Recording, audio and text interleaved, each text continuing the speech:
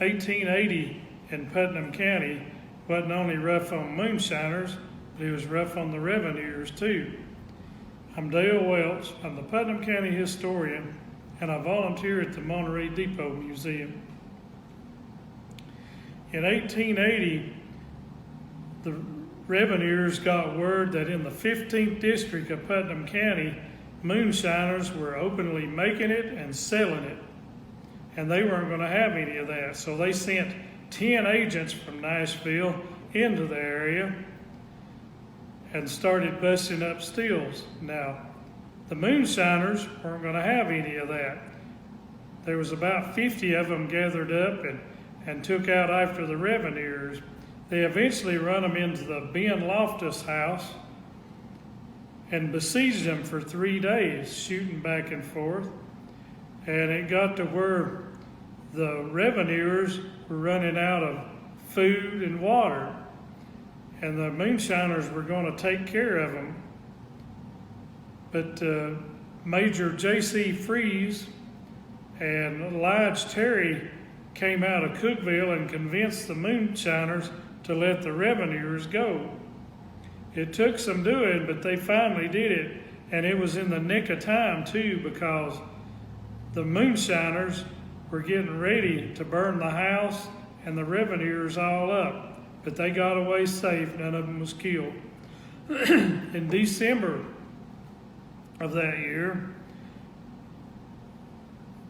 there was 2 revenuers approached Thomas Welch at the Jackson Lee place in eastern Putnam County and was fighting with him when his brother Alexander Welch come over the hill and saw what was going on, and he took one of them's rifle away and broke it across the guy's head, and he dropped.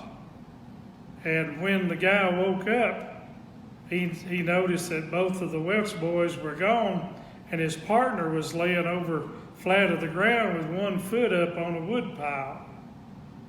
He thought he was dead, but he got him up and got him out of there, and they ran into a house, and they thought, oh no, we don't have any guns. So they thought they'd better head out of there. So they headed toward where their horses were, and there was 3 Welch boys come over the hill at a distance of several hundred yards and took a shot at them and hit one of them, and the other revenuer got away. He got to the horses and saw where they had cut the throats of their horses, and they were laying there. It was a long walk back to Cookeville, but he finally got there and got warrants out and brought them back with the sheriff.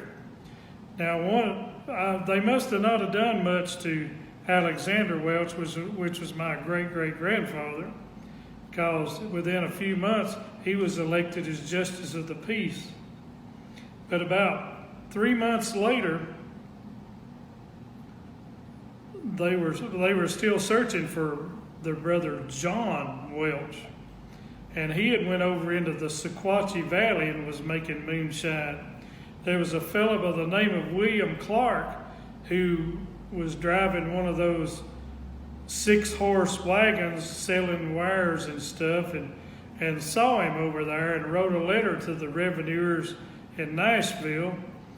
And one Sunday morning, they came to the place where he was at, and there was one guy come out of the house, and they motioned him over across the fence and took him out into the woods and handcuffed him to a tree.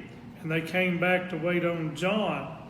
When John came out, they hollered at him to surrender, but he wouldn't. And he escaped from them, and then they found him, and he still wouldn't surrender, and they shot him in the chest. It didn't kill him, but he said if he knew they was going to shoot him, he would have surrendered. But they took him down to a little depot down there and had to wait on the train, and they took him to Chattanooga, and he stayed at another depot down there, and then they took him to Nashville, where he eventually died.